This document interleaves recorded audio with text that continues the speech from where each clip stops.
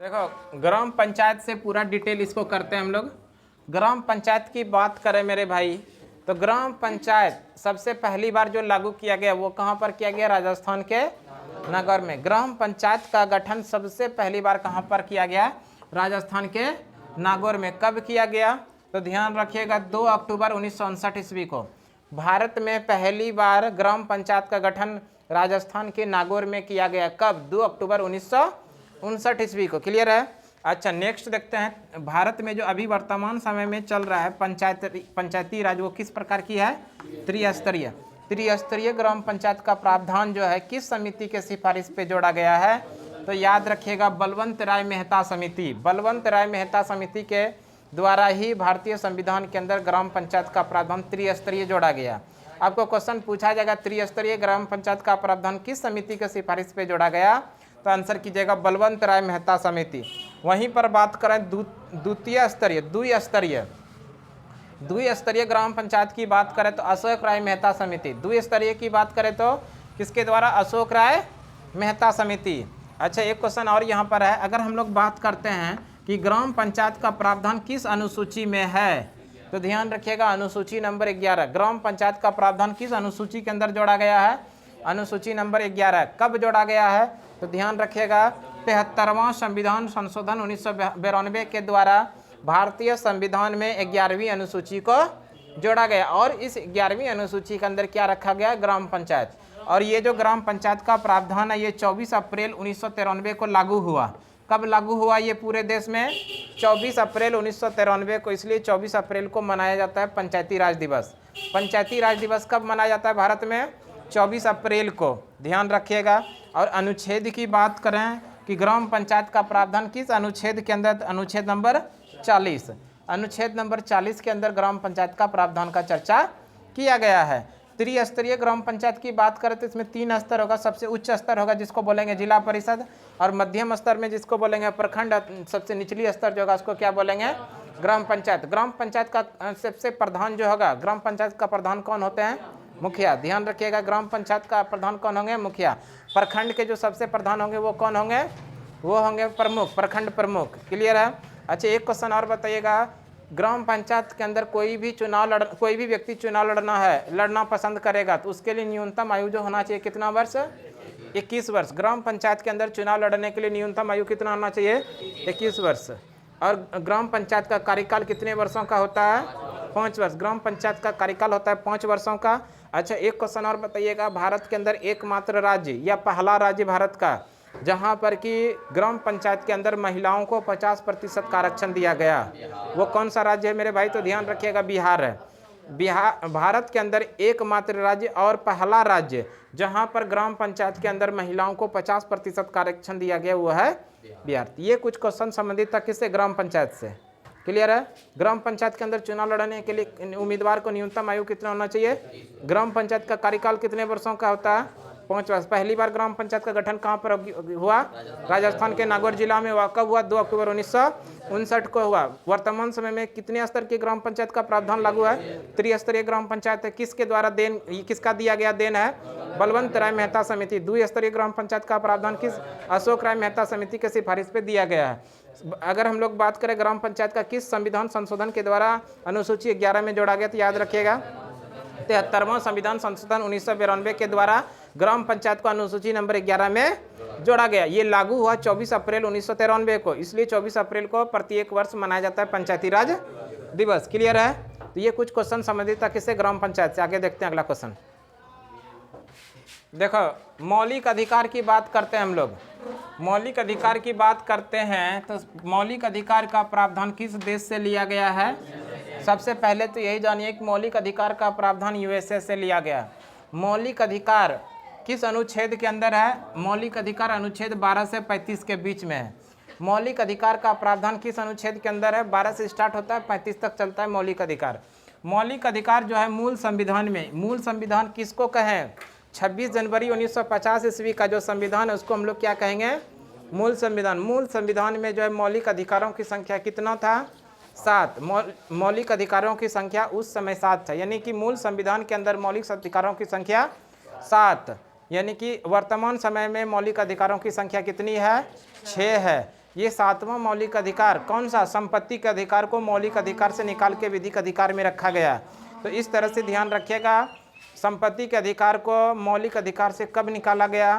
तो 44वां संविधान संशोधन 1978 के द्वारा, 44वां संविधान संशोधन 1978 के द्वारा संपत्ति के अधिकार को मौलिक अधिकार से निकाल के विधिक अधिकार में रखा गया। और अनुच्छेद की बात करें तो अनुच्छेद 300A के अंदर रखा गया। किस अनुच्छेद के अंदर? अनुच्छेद नंबर 300A। मौलिक अधिकार जो है वर्तमान समय में कितने प्रकार के हैं? 6 प्रकार के। मूल संविधान में कितने मौलिक अधिकार था? 7। 7वां मौलिक अधिकार संपत्ति के अधिकार को कब हटाया गया? 44वां संविधान संशोधन 1978 के द्वारा हटाया गया। और किस अधिकार के अंदर रखा है? विधिक अधिकार। अनुच्छेद की बात करें तो अनुच्छेद 300A के अंदर है। और अगर बात करें मौलिक अधिकार किस भाग के अंदर है, तो भाग 3 के अंदर है। और भाग 3 को ही क्या कहा जाता है? भारतीय संविधान का मैग्ना कार्टा। भारतीय संविधान का मैग्ना कार्टा किस भाग को कहा जाता है? भाग 3 को। मौलिक अधिकार का प्रावधान कहाँ से लिया गया है? यूएसए। मौलिक अधिकार यूएसए से, मौलिक कर्तव्य कहाँ से लिया गया है? रूस से। दोनों बात ध्यान रखिएगा, मौलिक अधिकार यूएसए, मौलिक कर्तव्य रूस। मेरे भाई देखिए दोनों मिलता जुलता है। मौलिक अधिकार और मौलिक कर्तव्य दोनों के सामने मौलिक जुड़ा हुआ है। तो ध्यान रखिएगा, अगर दोनों में हम लोग तुलना करें मौलिक अधिकार और मौलिक कर्तव्य में, तो बड़े संख्या में कौन जाएगा? मौलिक अधिकार जाएगा कि नहीं जाएगा? तो उसके देश का भी नाम जो होगा, लेटर होगा, वो क्या होगा?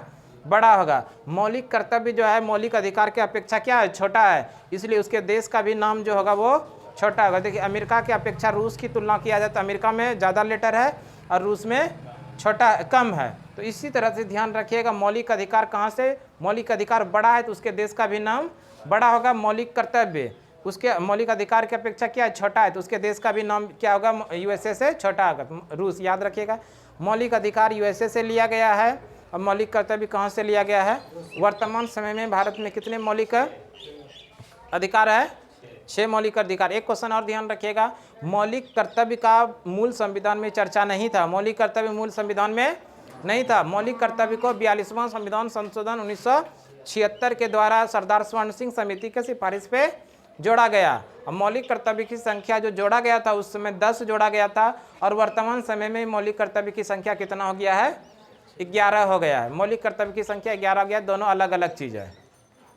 ठीक है, देखो अगला क्वेश्चन है, सार्क से संबंधित है। सार्क का ही दूसरा नाम क्या है? दक्षेस। सार्क की फुल फॉर्म की बात करें, सार्क का फुल फॉर्म क्या होगा? तो south Asian association for regional corporation. SAARC का फुल फॉर्म भी पूछा गया है, south Asian association for regional corporation.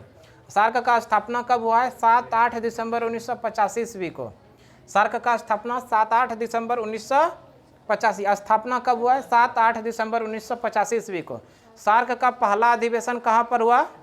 Dhaka में।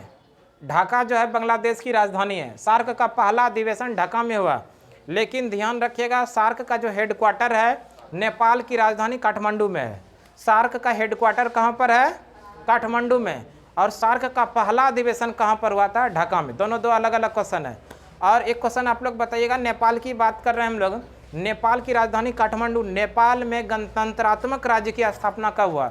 यानी कि नेपाल के अंदर संविधान सभा का गठन किस वर्ष हुआ? तो ध्यान रखिएगा इस बात को भी, नेपाल के अंदर संविधान सभा का गठन 2008 ईस्वी में हुआ है। नेपाल के अंदर संविधान सभा का गठन कब हुआ है? 2008 ईस्वी में। और नेपाल की राजधानी काठमांडू, और इसी काठमांडू के अंदर सार्क का हेडक्वार्टर भी है। सार्क का हेडक्वार्टर कहाँ पर है? नेपाल की राजधानी काठमांडू में। अब बात करते हैं कि सार्क में कुल कितने देश सदस्य हैं। तो ध्यान रखिएगा, सार्क में कुल देशों के सदस्य की संख्या कितनी है? 8। तो इसके लिए आप लोग शॉर्ट ट्रिक याद रखेंगे, पीएनबी से बीमा कराओ। क्या याद रखेंगे मेरे भाई? पीएनबी से बीमा कराओ। सार्क के लिए सदस्य देशों की संख्या कितनी है? 8। और इनके लिए शॉर्ट ट्रिक क्या याद रखेंगे? पीएनबी से बीमा कराओ। देखिए, पी से हो जाएगा पाकिस्तान, एन से हो जाएगा नेपाल, बी से हो जाएगा भूटान, एस ई से हो जाएगा श्रीलंका, बी से हो जाएगा बांग्लादेश, आई से हो जाएगा अपना इंडिया, और एम से हो जाएगा मालदीव, और ए से हो जाएगा अफगानिस्तान। क्लियर है? सार्क के कितने देश सदस्य हैं मेरे भाई? 8 देश सदस्य हैं। कौन कौन सा देश सदस्य है? तो आप फट से बताइए कि पीएनबी से बीमा कराओ। पीएनबी से बीमा कराओ। पी देखिए, पी से हो जाएगा पाकिस्तान, एन से हो जाएगा नेपाल, बी से हो जाएगा भूटान, एस ई से हो जाएगा श्रीलंका, बी से हो जाएगा बांग्लादेश, आई से हो जाएगा इंडिया, एम से हो जाएगा मालदीव, और ए से हो जाएगा अफगानिस्तान। ये सार्क के देशों की संख्या और सार्क के देशों का नाम है। सार्क के सबसे नवीनतम देश जो कौन सा है? अफगानिस्तान। क्लियर है? ये कुछ क्वेश्चन सार्क से संबंधित था। सार्क का ही दूसरा नाम क्या है?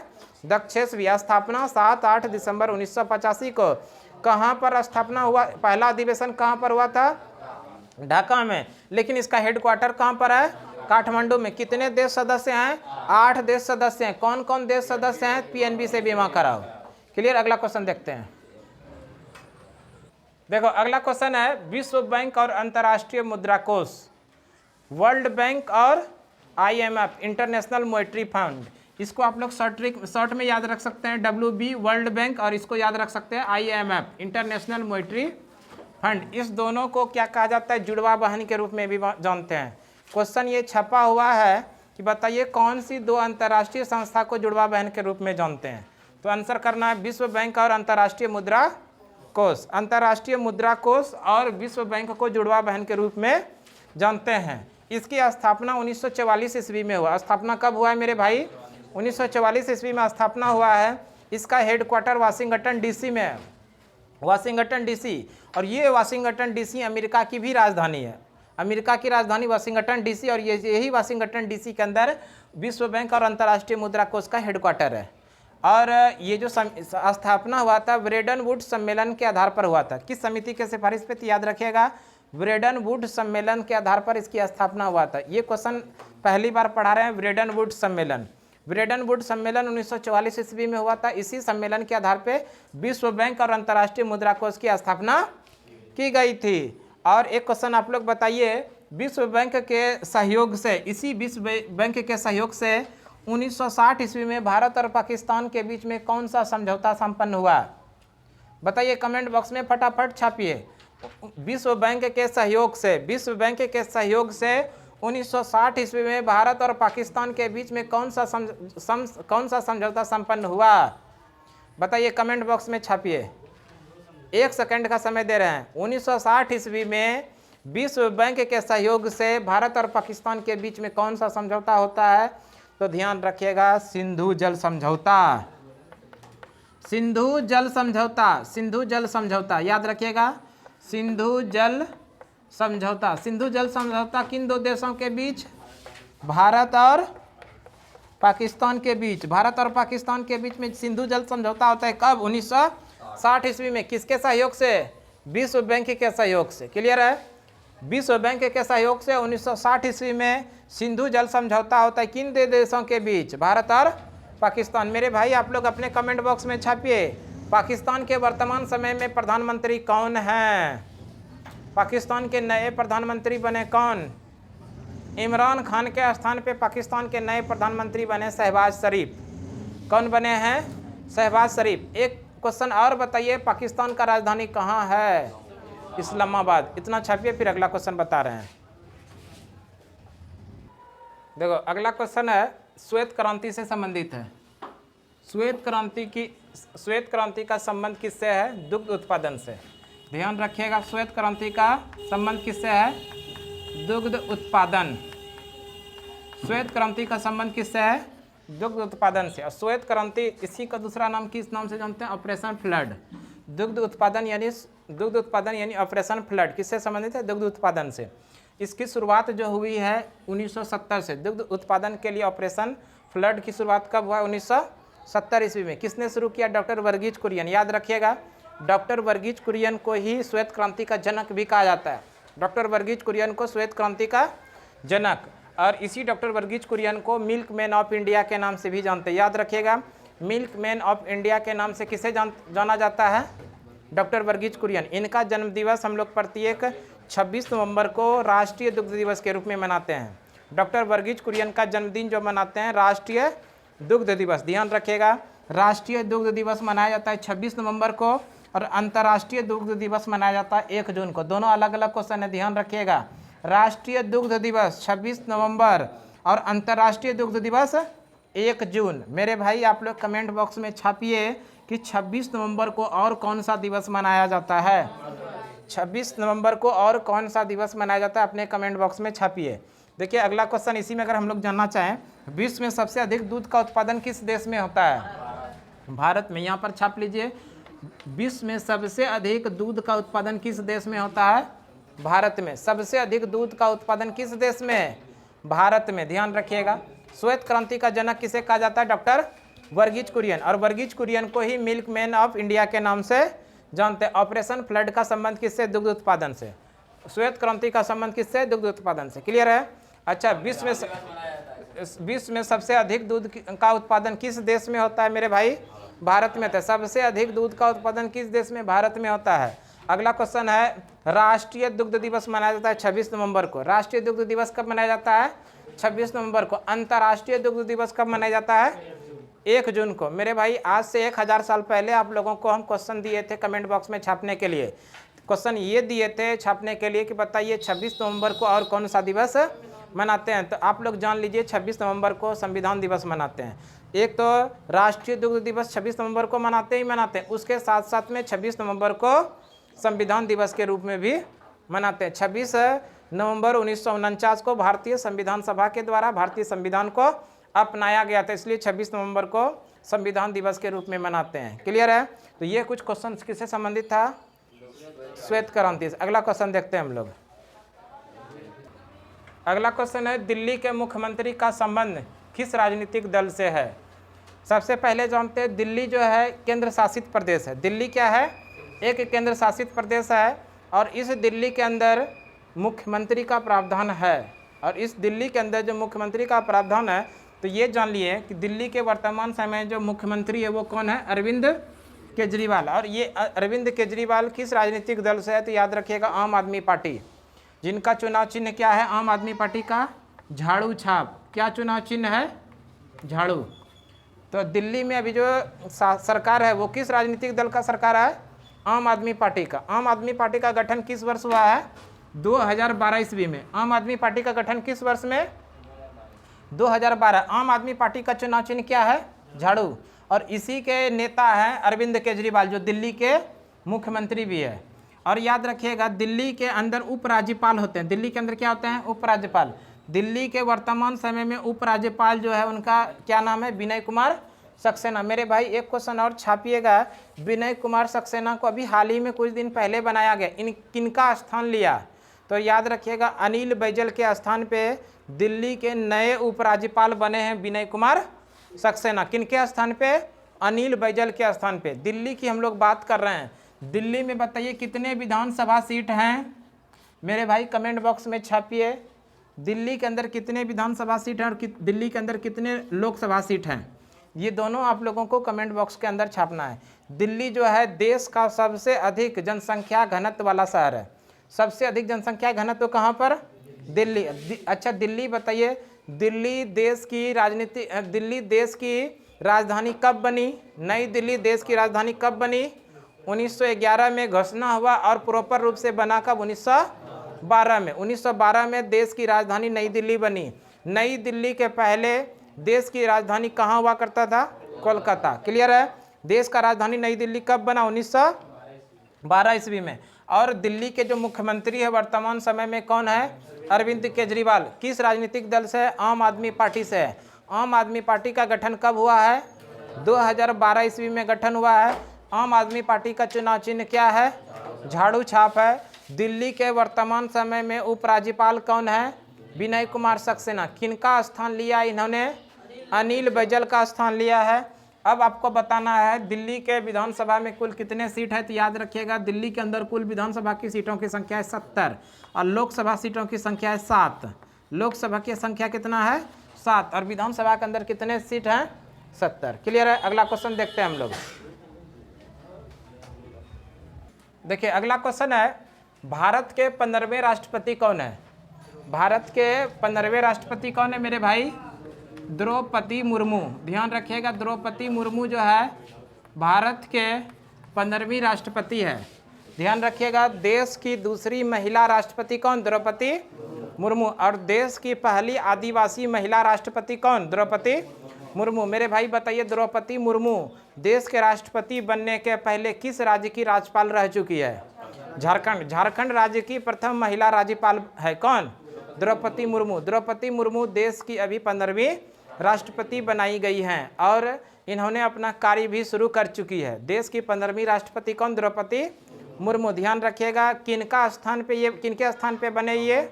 रामनाथ कोविंद के स्थान पे नए देश के प्रधान राष्ट्रपति बने कौन? द्रौपदी मुर्मू। मेरे भाई बताइएगा, देश का, भारत का एक राष्ट्रपति होगा किस अनुच्छेद के अंदर? तो अनुच्छेद नंबर 52 के अंदर क्या कहा गया है? देश का एक राष्ट्रपति होगा किस अनुच्छेद के अंदर? अनुच्छेद 52। अच्छा मेरे भाई बताइए, राष्ट्रपति अगर अपने पद पे रह के किसी भी गलत काम करे, यानी कि जो संवैधानिक कानून का उल्लंघन, क्या संविधान के कानून के अनुसार उल्लंघन हो, तो इस कंडीशन में राष्ट्रपति को हटाया भी जा सकता है। तो राष्ट्रपति को हटाने का एक ही विधि है, उस विधि का क्या नाम है? महाभियोग। राष्ट्रपति को हटाने के लिए क्या करना पड़ता है? महाभियोग लगाना पड़ता है। तो महाभियोग जो है, राष्ट्रपति पर महाभियोग किस अनुच्छेद के अंदर लगाया जाता है? तो ध्यान रखिएगा, अनुच्छेद 61। अनुच्छेद 61 के अंदर राष्ट्रपति पर महाभियोग लगा के उसको हटाया जा सकता है। यानी कि देखिए, अनुच्छेद 52 के अंदर भारत में एक राष्ट्रपति होगा। अब देश के नागरिकों को राष्ट्रपति नहीं चाहिए, तो अब क्या कह सकते हैं? नो राष्ट्रपति। अब हमको राष्ट्रपति नहीं चाहिए, नो राष्ट्रपति। तो 52 में 9 जोड़ दीजिए तो कितना हो गया? 61 हो गया।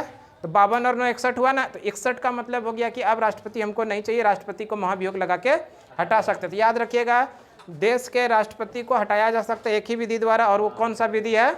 महाभियोग लगा के। महाभियोग किस अनुच्छेद के अंदर लगाया जाता है? अनुच्छेद 61 के अंदर। अच्छा बताइए, राष्ट्रपति अपने जीवन काल में एक बेहतर काम करता है। बेहतर कौन सा बेहतर कार्य करता है? किसी भी अपराधी का फांसी की दंड को क्या कर सकता है? वो माफ़ कर सकता है। यानी कि फांसी की सज़ा को माफ़ करने का अधिकार किसको है? राष्ट्रपति को। तो राष्ट्रपति अपने जीवन काल में एक ही बेहतर काम करता है। क्या बेहतर काम हुआ? किसी भी अपराधी का मृत्यु दंड को क्षमा करना। मृत्यु दंड क्षमा करना ही बेहतर काम हुआ। मेरे भाई बताइए, बेहतर हम बोल रहे हैं, तो क्या यही बेहतर से 72 नहीं बना? बेहतर से 72, यानी कि अनुच्छेद 72 के द्वारा राष्ट्रपति किसी भी अपराधी की मृत्यु दंड को क्षमा करने का अधिकार है। क्लियर है? फांसी की सजा को माफ़ करने का अधिकार किसके पास है? राष्ट्रपति के पास है। किस अनुच्छेद के अंदर? अनुच्छेद 72। और राष्ट्रपति अपने जीवन काल में एक ही बेहतर काम किया। क्या? किसी भी अपराधी का फांसी की सजा को माफ़ किया, वही बेहतर काम हुआ, और इसी बेहतर से क्या बना? 72 बना। तो याद रखिएगा, अनुच्छेद 52 भारत का एक राष्ट्रपति होगा। अनुच्छेद 61 उन पर महाभियोग लगाया जाएगा राष्ट्रपति के ऊपर। और अनुच्छेद 72 क्या है? राष्ट्रपति किसी भी अपराधी को मृत्यु दंड को माफ़ कर सकता है। वो क्या है? अनुच्छेद नंबर 72। देश के अभी राष्ट्रपति कौन है? द्रौपदी मुर्मू 15वीं राष्ट्रपति है। आप लोग कमेंट बॉक्स में छापिएगा, देश के पहले उपराष्ट्रपति कौन थे? देश के पहले उपराष्ट्रपति कौन थे? आप कमेंट बॉक्स में छापिएगा। देखो अगला क्वेश्चन है, भारत का पहला राष्ट्रीय उद्यान। भारत का पहला राष्ट्रीय उद्यान जो है, जिसका नाम है जिम कॉर्बेट नेशनल पार्क। ध्यान रखिएगा, भारत का पहला नेशनल पार्क कौन सा है? Jim Corbett national park. Jim Corbett national park. ये देखिए, एनपी का मतलब यहाँ पर समझ जाइएगा, नेशनल पार्क। भारत का पहला नेशनल पार्क कौन सा है? Jim Corbett national park. इसी का दूसरा नाम है हेली नेशनल पार्क। दूसरा नाम क्या है? Heli national park. इसी का एक और नया नाम हो गया Ramganga national park. Ramganga national park. ध्यान रखिएगा, भारत का पहला नेशनल पार्क कौन सा है?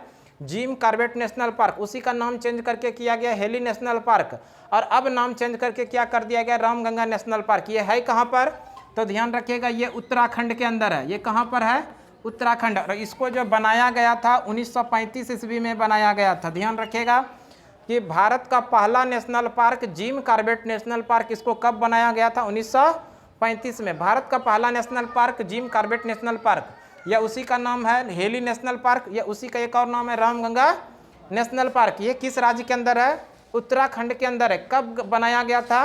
1935 ईस्वी में। मेरे भाई, ये तो भारत का पहला नेशनल पार्क हुआ। अब बताइए, भारत का सबसे बड़ा नेशनल पार्क। सबसे बड़ा नेशनल पार्क, ध्यान रखिएगा, सबसे बड़ा नेशनल पार्क। भारत का सबसे बड़ा नेशनल पार्क कौन सा है? तो इसके लिए याद रखिएगा, Hemis national park.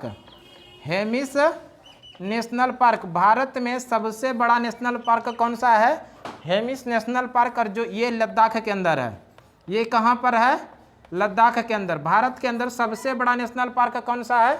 Hemis national park Ladakh के अंदर है। भारत का पहला national park Jim Corbett national park उसी का दूसरा नाम है हेरी नेशनल पार्क, इसी का एक और नाम है रामगंगा नेशनल पार्क उत्तराखंड के अंदर। कब बना? 1935 ईस्वी में। क्लियर? अगला क्वेश्चन देखते हैं। देखिए अगला क्वेश्चन है दूसरी पंचवर्षीय योजना। मेरे भाई ध्यान रखिएगा, दूसरी पंचवर्षीय योजना का जो शासन है, समय है, टाइम पीरियड 1956 से 61 के बीच। दूसरी पंचवर्षीय योजना कब से कब तक? 1956 से 1961। किस मॉडल पे आधारित है? पीसी महालनोबिस। इंपॉर्टेंट क्वेश्चन है, ध्यान रखिएगा। दूसरी पंचवर्षीय योजना किस मॉडल पे आधारित है? पीसी महालनोबिस मॉडल पर आधारित है। और क्या चीज़ को प्राथमिकता दिया गया? उद्योग को प्राथमिकता दिया गया। बेहद इंपॉर्टेंट क्वेश्चन है। दूसरी पंचवर्षीय योजना में क्या चीज़ को प्राथमिकता दिया गया था? तो बड़े उद्योग यानी उद्योग को प्राथमिकता दिया गया। और इसी तीसरी पंचवर्षीय योजना के समय में 3 इस्पात संयंत्र की स्थापना हुआ है। देश के अंदर 3 बड़े इस्पात संयंत्र की स्थापना किस पंचवर्षीय योजना के समय? दूसरी पंचवर्षीय योजना के समय। पहला याद रखिएगा भिलाई इस्पात संयंत्र। भिलाई इस्पात संयंत्र की स्थापना 1955 ईस्वी में किया गया, सोवियत संघ के सहयोग से किया गया। ध्यान रखिएगा, एग्जाम में क्वेश्चन पूछा गया है। भिलाई इस्पात संयंत्र किस राज्य के अंदर है? तो मेरे भाई ध्यान रखिएगा, छत्तीसगढ़ के अंदर है। भिलाई जो है इस्पात संयंत्र किस राज्य के अंदर? छत्तीसगढ़। स्थापना कब हुआ है? 1955 में। किस देश के सहयोग से हुआ है? सोवियत संघ के सहयोग से हुआ है। क्लियर है? अगला याद रखिएगा हिंदुस्तान इस्पात, हिंदुस्तान इस्पात संयंत्र, हिंदुस्तान इस्पात संयंत्र, हिंदुस्तान इस्पात संयंत्र, इसका जो स्थापना हुआ है राउरकेला में हुआ है, जर्मनी के सहयोग से। ध्यान रखिएगा, हिंदुस्तान इस्पात संयंत्र स्थापना 1959 ईस्वी में। हिंदुस्तान इस्पात संयंत्र का स्थापना कहाँ पर हुआ है? राउरकेला। ये राउरकेला उड़ीसा के अंदर है, राउरकेला उड़ीसा के अंदर है। और किस देश के सहयोग से? तो जर्मनी के सहयोग से किया गया है। अगला देख लेते हैं हिंदुस्तान इस्पात लिमिटेड। हिंदुस्तान इस्पात लिमिटेड ये दुर्गापुर में स्थापित किया गया। दुर्गापुर इस्पात लिमिटेड का स्थापना, ये दुर्गापुर कहाँ पर है? पश्चिम बंगाल में। स्थापना हुआ है 1956 में। और ये किस देश के सहयोग से किया गया है? ब्रिटेन के सहयोग से। तो ये भिलाई और राउरकेला और दुर्गापुरा, ये तीनों इस्पात संयंत्र की स्थापना जो हुआ है किस पंचवर्षीय योजना के समय में हुआ है? दूसरी पंचवर्षीय योजना के समय में हुआ है। हिंदुस्तान इस्पात संयंत्र जो राउरकेला में है, इसका स्थापना जर्मनी के सहयोग से 1959 ईस्वी में हुआ है। और हिंदुस्तान इस्पात लिमिटेड जो दुर्गापुर के अंदर है, इसका स्थापना 1956 ईस्वी में ब्रिटेन के सहयोग से किया गया है। दूसरी पंचवर्षीय योजना हमारे एग्जाम के लिए बहुत ज़्यादा महत्वपूर्ण। इससे क्वेश्चन एक ना एक क्वेश्चन निश्चित रूप से आप लोगों को देखने के लिए मिलेगा। आज की सभा हम लोग यहीं तक रहने देते हैं। अगली सभा में अगले दिन फिर से मिलते हैं। तब तक के लिए धन्यवाद।